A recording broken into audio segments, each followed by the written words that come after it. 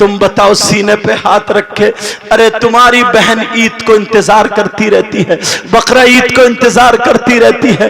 कोई भी अगर त्योहार आता है कि मेरा भतीजा आता होगा, मेरा भैया आता होगा, औरत अगर बूढ़ी भी पड़ जाए, उसके मैके का अगर कोई आ जाए तो उसका दिल खुश हो जाता है। प्यारे, अपने बहन भाइयों के साथ अच्छा बर्ताव करो, अच्छा सलूक करो, इसी चीज का नाम तरीक़े इस्लाम है। समझ में आ रही है बात? नमाजें भी पढ़ो, अच्छे काम करो, मगर अच्छा तरीका भी हासिल करो।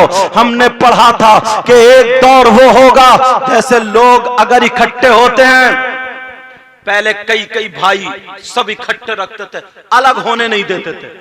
ये था ना? क्यों अलग होने इसलिए नहीं देते थे कि इनकी मोहब्बतें बट जाएंगी, इनमें मोहब्बत कम हो जाएगी। मगर आज इकट्ठे रहने से मोहब्बत कम नहीं होती है, नफरतें ज्यादा हो जाती। क्यों?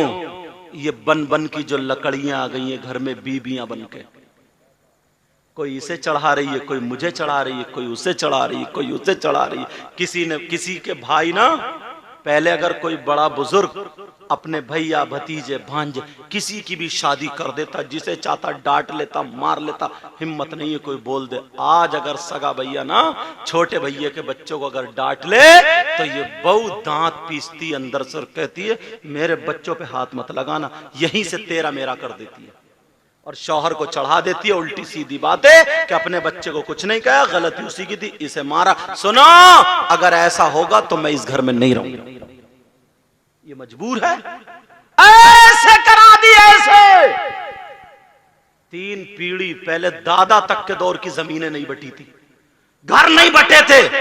आज तो शादी होने से पहले ही बंटवारे चल रहा है। ये बन बन की लकड़ियां इकट्ठी होके, आज अगर मोहब्बत है तो दूर रहने में मोहब्बत है। एक भाई दिल्ली में काम कर रहा, बेंगलोर में कर रहा, उधर कर रहा, शादी हो गई तो जब कोई शादी पड़ी, कोई प्रोग्राम पड़ा, जब इकट्ठे होते हैं साल 6 महीने में मिल रहे तो कम से कम मोहब्बत से मिल तो लेता है, प्यार से मिल तो लेता है। पहले एक प्लेट में खाते थे, इतनी बड़ी प्लेट होती थी तो मोहब्बतें बढ़ती थी, मगर दिल में जगह होती थी, जगह। भाई तो अलग, ये दोस्त जो होता था ना, दोस्त, ये भी भाई की तरह वफादारी करता था। दोस्त की बहन को अपनी सगी बहन की नजर से देखता था। मगर आज माफ करना, ये नौजवान जो दोस्त नहीं है, गद्दार है, गद्दार। आस्तीन का सांप है, ये आस्तीन का। मेरी बहनें बैठी हैं मगर बोल के जरूर जाऊंगा, आज अगर ये दोस्ती कर रहा है, या तो कैसे बोलूं, या तो उसकी बीबी के चक्कर में, या बहन बेटी के चक्कर में, या जायदाद के चक्कर में कोई ना कोई मतलब है, मकसद है, इसलिए दोस्ती कर रहा है, मोहब्बत कर रहा है। आज के दौर में दुश्मन से इतना खतरा नहीं है जितना इस आस्तीन के सांप से खतरा। बातें कुछ ऐसी हैं जो नहीं कहने मगर कहना पड़ जाती है। आज पहले भाई दोस्त की बहन को भात दिया करते थे, और आज छत पे चढ़ रहा पड़ोसी की बेटी को तकने के लिए। पड़ोसी की बेटी चढ़ रही है छत पे पड़ोसी के लड़के को तकने के लिए।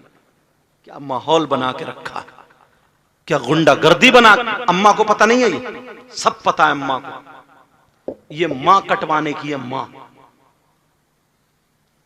को पता है कि मेरी बेटी असर के बाद या बेटाइम छत पे क्यों चढ़, मेकअप करा, जल्दी उल्टा सीधा करा, और छत पे वो टांड पे खड़ी है। टांड पे क्यों खड़ी है ये? मां ने इसकी टांगे क्यों नहीं तोड़ी? मां ने इसको क्यों नहीं रोका? ये कहां देख रही है? किससे इशारे, किससे मोबाइल पे बात? मां है तू पागल, इस मां से पूछो। बस बच्चे पैदा कर देने का नाम मां है। बच्चे तो कुतिया भी पैदा कर देती है, बच्चे तो जानवर भी पैदा कर देता। बारिश हो रही क्या? बच्चे कौन पैदा नहीं कर देता?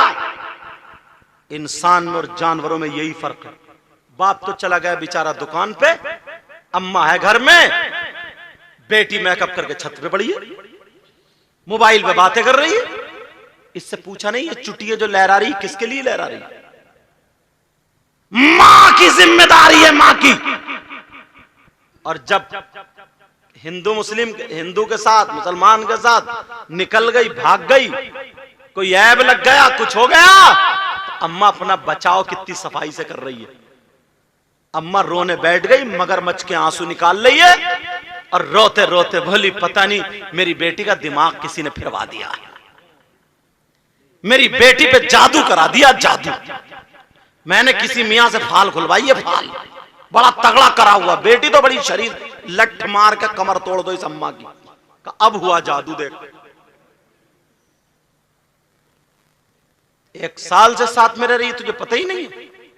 सब कुछ पता है। कौन है जो दिमाग फिरवाएगा? रोजाना जीने पे जा रही, छत पे जा रही, तुझे पता ही नहीं है? दिमाग फिर गया, तू घर में ही है। 2 लठ मार के 3 लठ, इसकी कमर फेर दो, ले अब फिरा दिमाग। खाली मगरमच्छ के आंसू है। ये माए अगर अपनी जिम्मेदारी संभाल ले तो खुदा की कसम आधी बुराइयां खत्म हो जाए। बेशक बेशक, सुभान अल्लाह। इसीलिए नबी ने सबसे पहला मदरसा मां की गोद को कहा। मां की गोद सबसे पहला मदरसा है।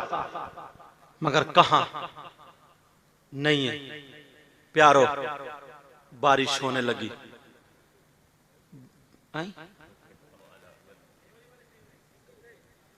अच्छा चलो ठीक है, मेरे ऊपर तो फिर भी शामियाना।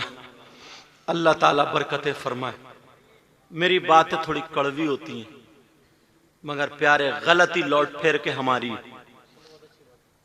ये जो मोबाइल है, ये मोबाइल